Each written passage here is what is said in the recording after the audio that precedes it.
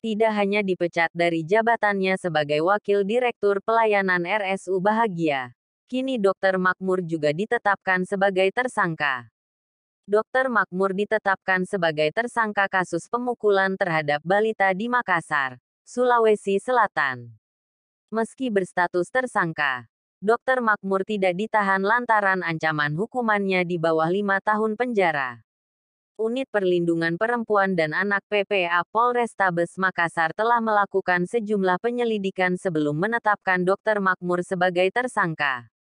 Kanit PPA Polrestabes Makassar, Ibtu Alim Barhi mengatakan korban pemukulan yang masih berusia 3 tahun juga telah menjalani visum.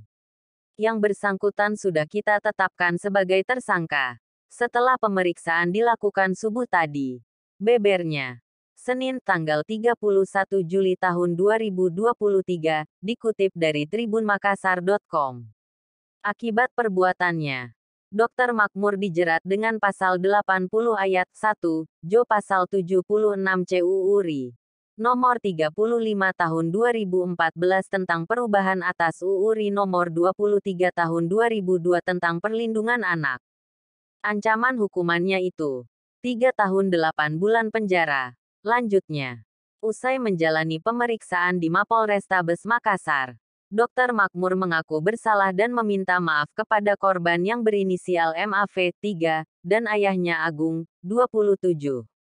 Pria yang sebelumnya menjabat sebagai Wakil Direktur Pelayanan RSU Bahagia, Makassar ini masih memiliki hubungan saudara dengan keluarga korban. Termasuk keluarga juga dari Sinjai. Jadi sebenarnya keluarganya dia juga masih ada hubungan keluarga. Kan kalau di Sinjai itu tetangga, ucapnya. Ia mengaku heran kasusnya dapat viral di media sosial dan menganggap kasus pemukulan balita bukan kasus berat. Sebenarnya ini kasus sangat kecil. Tetapi luar biasa eksposenya keluar, tandasnya.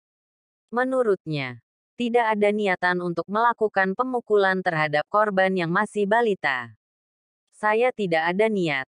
Tidak ada rencana sesuai dengan sangkaan polisi, pungkasnya. Dipecat dari jabatan. Konsultan Hukum RSU Bahagia, Muhammad Fahrudin membenarkan Dr. Makmur sudah dipecat dari jabatan Wakil Direktur Pelayanan RSU Bahagia. Selama bekerja di RSU Bahagia, Dr. Makmur dianggap sebagai dokter yang memiliki dedikasi tinggi.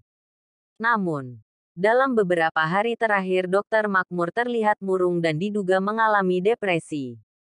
Kami berkesimpulan tadi hasil pembicaraan di rapat bahwa ada kemungkinan yang bersangkutan ini mengalami depresi atau mengalami masalah. Karena menurut informasi teman-teman di kantor yang bersangkutan dalam seminggu terakhir kerap menyendiri dan murung. Ungkapnya. Minggu tanggal 30 Juli tahun 2023.